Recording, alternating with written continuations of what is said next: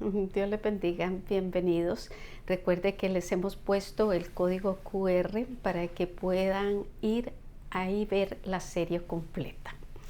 Vamos al estudio que corresponde al día de hoy, que es cómo un corazón no puede estar vacío. Introducción. Los dueños de casas y edificios saben lo peligroso que puede ser dejarlos estar vacíos. Porque por una parte pueden sufrir el deterioro de estar abandonados y por el otro el riesgo de ser invadidos por vagos y callejeros que buscan lugares abandonados para hacer sus maldades. Hoy en nuestro estudio mostraremos enseñanzas de Jesús que nos hablan de la urgencia de tener un corazón lleno de Dios y de su palabra. Acción que se debe de hacer después de recibir a Cristo como Salvador. El que me ama, mi palabra guardará, dice, y vendremos a Él y haremos morada con Él. Juan 14, 23. Primer punto va a ser la boca, habla lo que hay en el corazón. El primer subtema nos dice producto de un corazón malo, Mateo 12, 34. Jesús dice, generación de víboras, ¿cómo podéis hablar lo bueno siendo malos? Porque de la abundancia del corazón habla la boca. Les voy a dar el trasfondo de cuando Jesús pronunció ese verso. En el verso 22 a Jesús le habían traído un endemoniado ciego y mudo, y este fue sanado y liberado. Y la gente estaba atónita y maravillada por el gran milagro que Jesús hizo, verso 23. Mas los fariseos, que nunca faltaban, estaban ahí y le atribuyeron al diablo la obra de Dios, considerado esto un pecado imperdonable, verso 24. Al lanzar estos hipócritas maestros de los judíos acusaciones tan malignas y perversas, Jesús les da una fuerte reprensión en el verso 34, donde les revela la razón por la que estos hablaban así. Vean, les dijo que eran una generación de víboras, refiriéndose a un engendro de serpientes venenosas, hijos de la serpiente antigua. El veneno que llevaban en sus bocas, dice, venían de sus corazones llenos de ponzoña. Aquí les hago una nota para entender mejor esta palabra. Los animales ponzoñosos son todos aquellos que tienen una glándula productora de veneno y la capacidad de inyectarlo a otro ser vivo con facilidad. Los más conocidos son las serpientes, las arañas y los escorpiones. Este veneno se encontraba, o esta glándula se encuentra en sus bocas. El Señor les dice, ¿cómo podéis hablar lo bueno siendo malos? Y el final de este verso 34 se ha convertido en uno de los proverbios más conocidos universalmente, que es de la abundancia del corazón habla la boca. Verso 35. El hombre bueno del buen tesoro del corazón saca buenas cosas, y el hombre malo del mal tesoro saca malas cosas. Así que podemos decir que la lógica de este verso es evidente y sirve para ampliar la declaración que se hizo anteriormente. B. Valor y efecto de las palabras, verso 36. Mas yo os digo que toda palabra ociosa que hablen los hombres, de ella darán cuenta en el día del juicio.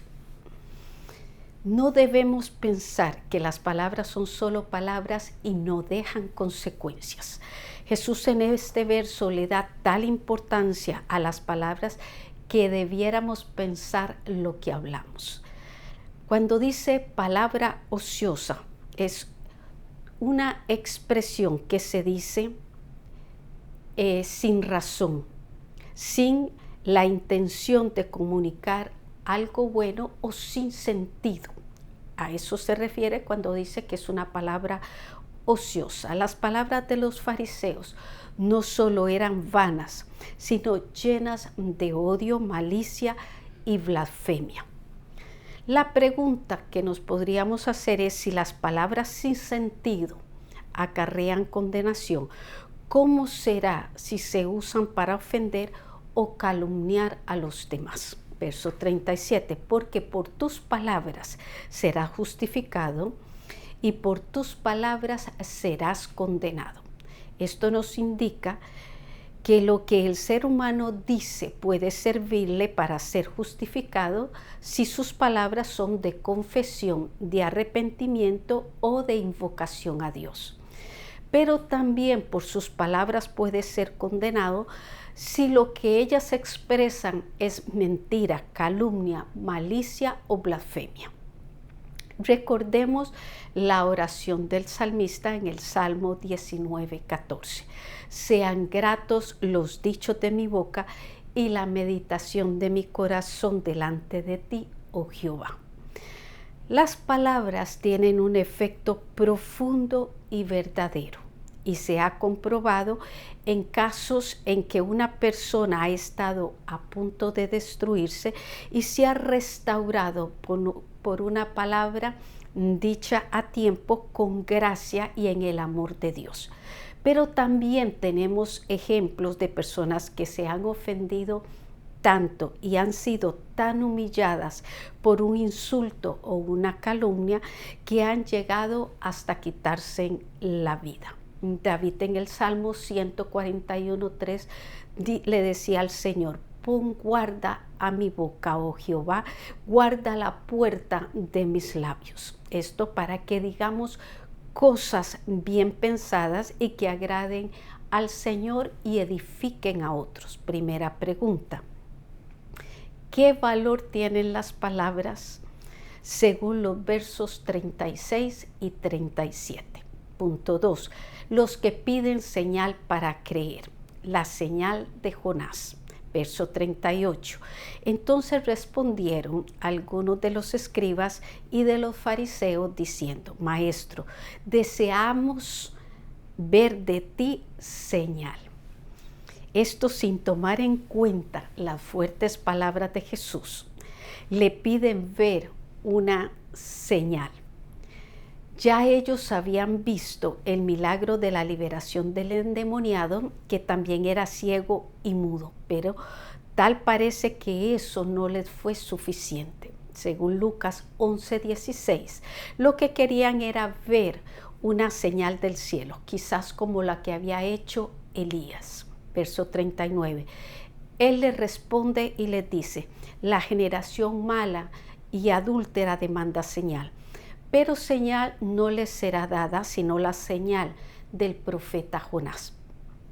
Veamos qué quiere transmitirles el Señor. El Señor no les complace sus maliciosos deseos y les vuelve a declarar como una generación mala y adúltera.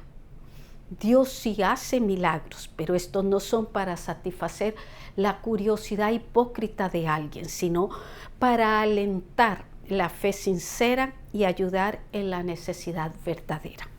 Podemos decir que un corazón vacío de fe en Cristo andará buscando señales externas y probando de todo. Lamentablemente este camino llegará a desilusionarle porque no hay en ellos una verdadera regeneración. Cuando dice la señal de Jonás, tiene dos maneras que podemos verlo. Una, la experiencia del profeta. Los 3 días que pasó él en el vientre del gran pez. Era tipo y profecía del tiempo que Jesús estaría en la tumba o en el corazón de la tierra. Aunque los corazones endurecidos de estos falsos religiosos no podían entenderlo, la resurrección de Jesús sería el milagro de milagros y la base de la fe cristiana, verso 40. Segunda manera, los resultados del mensaje de Jonás. 900 años antes de Cristo, los hombres de Nínive se arrepintieron ante la predicación del profeta. En cambio, estos llamados maestros del pueblo de Dios, teniendo frente a ellos a uno mayor que Jonás, no le creyeron. Por eso en el día del juicio, los de Nínive acabarían de condenar a esa generación mala y adúltera, verso 41. Punto B. La señal de la reina del sur, verso 42. La reina del sur o la reina de Saba se levantará en el juicio con esta generación y la condenará, porque ella vino de los fines de la tierra para oír la sabiduría de Salomón, y aquí más que Salomón en este lugar. Los ninivitas y la reina de Saba fueron gentiles o paganos que se convirtieron al oír la palabra de Dios de boca de un hombre. Muy diferente de estos maestros de la ley, que a pesar de escuchar a uno más grande que Jonás y más sabio que Salomón, no se arrepintieron de su maldad. Dios, habiendo hablado muchas veces y de muchas maneras en otro tiempo a los padres por los profetas, en estos postreros días nos ha hablado por el Hijo.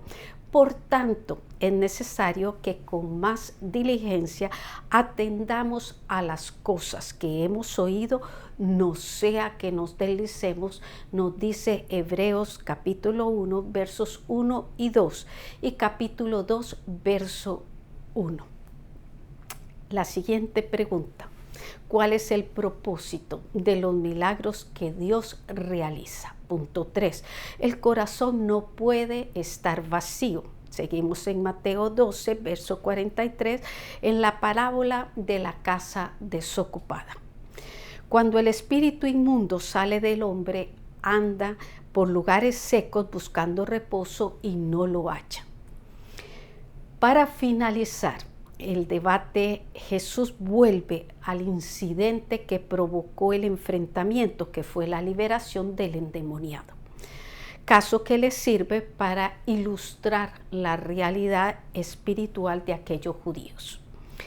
Los espíritus malignos son los que cayeron por su iniquidad y son manejados por la voluntad de Satanás para molestar a los seres humanos y estorbar la obra de Dios. Al no contar ellos con cuerpos físicos, se conforman con poseer a hombres, mujeres y hasta animales.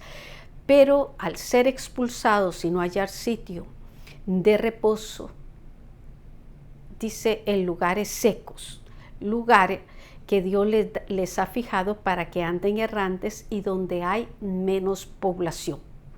Verso 44, entonces dice, volveré a mi casa de donde salí. Y cuando llega la halla desocupada, barrida y adornada. Este verso advierte el peligro de tener un corazón vacío. Refiriéndose al demonio, al volver y verla desocupada, invita a otros 7 y hacen una desgracia del pobre poseído. El pueblo de Israel y los fariseos eran una casa desocupada.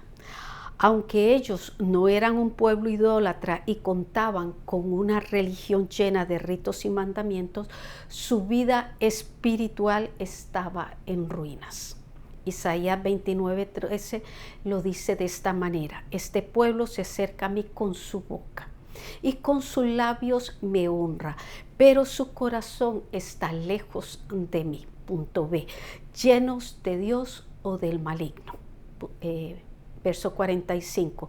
Entonces va y toma consigo otros 7 espíritus peores que él, y entrados moran allí. Y el postrer estado de aquel hombre viene a ser peor que el primero. Así también acontecerá a esta mala generación. Ya sea que alguien haya estado bajo posesión demoníaca o haya sido liberado del poder del pecado o de Satanás, su corazón fue vaciado y limpio. Los vicios u otras obras de la carne, según la lista de Gálatas 5, 19 al 21, ya no dominan ni su mente ni su vida diaria. Pero no basta con haberlos desalojado. es necesario reemplazar los vicios con virtudes, las tinieblas con la luz de Cristo, la duda con la fe viva de Dios y la ignorancia con el conocimiento de la palabra del Señor. En otras palabras, hay que hacer que el corazón abunde en el fruto del Espíritu, con todas sus manifestaciones. Gálatas 5, 22, 23. Nuestra tercera pregunta: ¿qué sucede con un corazón vacío? He llegado a la reflexión en la cual decimos cómo en nuestro estudio mostramos cómo la gente habla de lo que tiene dentro de su corazón. También cómo el Señor no hace milagros con el propósito de impresionar y mucho menos de agradar a los curiosos.